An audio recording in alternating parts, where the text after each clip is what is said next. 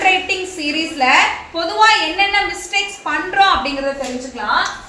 B போடும்போது இந்த curve வந்து மேல இருக்கிறது சின்னதாகவும் இது ரொம்ப பெருசாகவும் இழுத்து போடுறோம். இது தப்பு. அப்படி இல்லைன்னா B எப்படி போடுறோம்?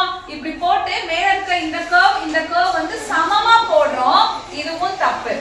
அதே மாதிரி E போடும்போது இந்த மூணு கோடுமே அன்ஈவனா இருக்கு.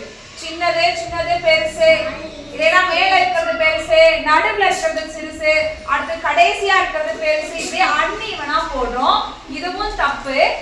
அதே மாதிரி C போடும்போது எந்த ஒரு கர்வும் இல்லாம அப்படியே பிளாட்டா C போடுறோம். அதுவும் தப்பு. அதே மாதிரி M போடும்போது இந்த நடுவுல வரக்கூடிய இந்த கோடு ஃபர்ஸ்ட் ப்ளூ லைன்ல டச் பண்ற மாதிரி போடுறோம். இதுவும் தப்பு. ஓகேவா? அதே மாதிரி ஸ்மால் லெட்டர் T வந்து நம்ம மூணு லைன்லயே தொடற மாதிரி போட்டுருக்கோம். மேல இருக்க அப்பர் லைன்ல தொடற மாதிரி போட்டுருக்கோம். இதுவும் தப்பு. அப்ப எது சரி? சரியா எப்படி எழுதலாம் தெரிஞ்சுக்கலாமா? சரியா எப்படி எழுதலாம் தெரிஞ்சுக்கலாமா? B போடும்போது இந்த மேல இருக்கிற இந்த கர்வ் லைன் விட கீழே இருக்க கர்வ் லைன் வந்து கொஞ்சம் பெருசா இருக்கணும்.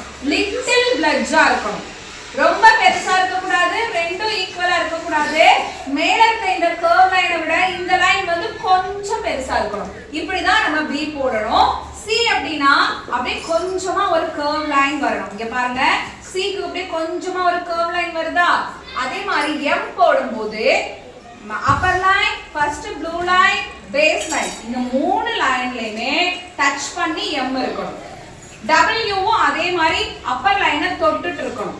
E போடும்போது இந்த மூணு லைனுமே ஈக்குவலா இருக்கணும். E போடும்போது இந்த மூணு லைனுமே ஈக்குவலா இருக்கணும். அதே மாதிரி T போடும்போது இந்த கோடு அப்பர் லைனை டச் பண்ண கூடாது. T போடும்போது இந்த கோடு அப்பர் லைனை டச் பண்ண கூடாது. ஓகேவா? இதுதான் நம்ம பண்ணக்கூடிய காமனா பண்ணக்கூடிய சில மிஸ்டேக்ஸ். இதை நம்ம சரி பண்ணிக்கலாம். அடுத்த ஹேண்ட் ரைட்டிங் சீரீஸ்ல பார்க்கலாம்.